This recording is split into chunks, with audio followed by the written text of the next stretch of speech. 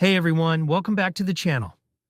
I've been debunking and clarifying XRP-related misinformation since 2022, and I'm not sure if there's another YouTube channel out there that has created as much content debunking XRP misinformation and hype as I have over the past couple of years.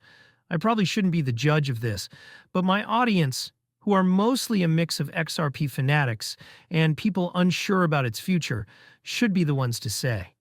However, I'm just going to say that I don't think I've gotten anything wrong so far in my debunking content where I've been proven incorrect.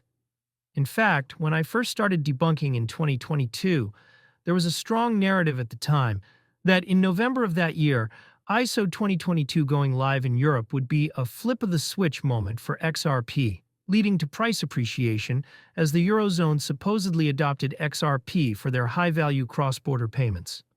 I was explicitly telling everyone who would listen prior that nothing would happen to XRP's price in November 2022 when ISO 20022 went live in the Eurozone.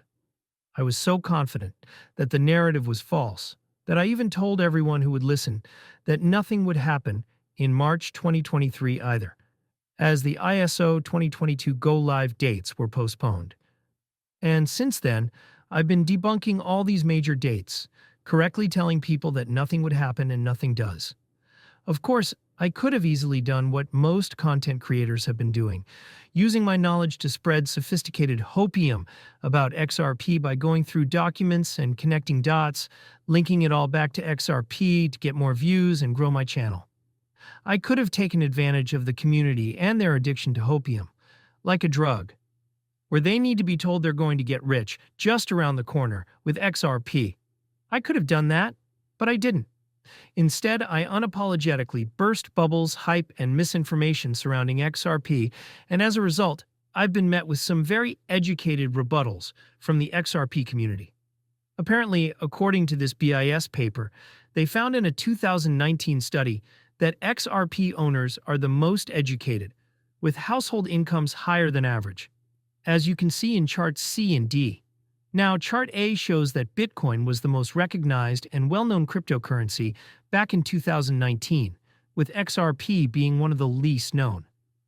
Meanwhile, Chart B shows that Bitcoin was also the most owned cryptocurrency, with XRP being one of the least owned. So, even though not many people recognized XRP as a cryptocurrency or owned it compared to others in 2019, the people who did had better education and higher income compared to other crypto holders. Interesting. Apparently, my content is literally targeting the most educated people in the crypto world, with a higher than average household income. I looked at my channel's audience over the last 2 years since I've been debunking XRP hype and misinformation.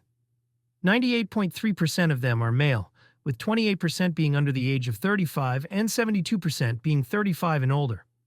I guess that makes sense. My audience fits the 35-plus age bracket, where people are more likely to have completed their education and are earning a decent living. So why have the rebuttals to my content over the past 2 years been the most ridiculous, poorly thought out, and devoid of any intelligence that I've ever seen? Just look at some of these low-level rebuttals that have plagued my comment section over the past 2 years. The most common rebuttal is simply the word FUD. Just imagine being over 35 years old, highly educated with an above-average household income, and the most highly educated response you can offer as a persuasive critical argument against mine is the word FUD.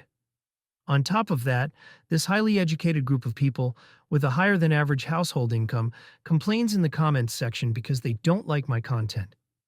This leads me to another point. People often conflate education with intelligence or being an intellectual. The rebuttals I've received from the XRP community to my content indicate they might be educated, but they also indicate that they're clearly not very intelligent or intellectual for the most part. Having an education just means you went through the school system, college, and university, or whatever the formal education structure is in your country. It doesn't necessarily mean you have intelligence. Getting an education is often just about being good at memorizing information and regurgitating it on an exam paper to pass. Usually the best regurgitator of information gets the highest grades, and yes, it could lead to a good-paying job. However, don't conflate an academically educated person with being an intellectual. Being good at regurgitating academic information does not make you an intellectual. You can be highly intelligent without having any formal educational accreditation, yet still possess critical thinking and intellectual abilities. When I think of an intellectually intelligent person, I think of someone who can apply their knowledge using critical thinking skills, reasoning, perspicacity, and sound judgment to form opinions in the real world. Not just regurgitate information without any independent thought or critical analysis.